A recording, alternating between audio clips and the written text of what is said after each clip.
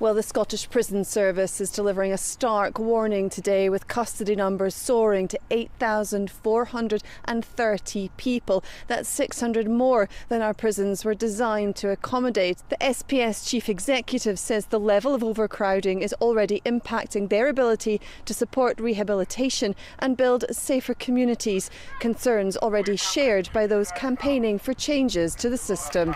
It's not simply that prison populations have grown, but there's a much bigger picture, particularly with the pandemic.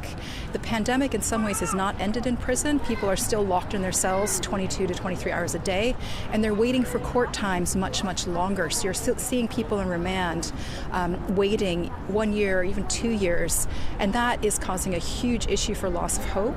At a vigil held yesterday for people who've died in custody in Scotland, families shared their concerns. I believe that people aren't getting the right support outside of prison, and it's leading to imprisonment in general, and I believe that's why the numbers are getting so high. The prison service say that one of the key reasons for the surge in numbers is more people serving long-term sentences. Scottish Labour say the current situation is intolerable and dangerous. The numbers that we're holding in our prisons haven't been seen before. And my heart goes out to the staff and the prison officers trying to manage it, what is now very dangerous levels.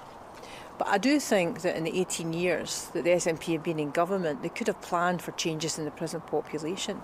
The Scottish Government has set out plans for a new period of emergency early release of some short-term prisoners, which will be considered and voted on by MSPs. Well, I'm taking this situation extremely seriously, and if we want to ensure that our prisons remain able to function effectively and safely, particularly for those prisoners who pose the greatest risks, that does mean we have to take some quite difficult decisions around prisoners who can be accommodated by other means, and that's why I've brought forward emergency release proposals with very stringent protections for the public.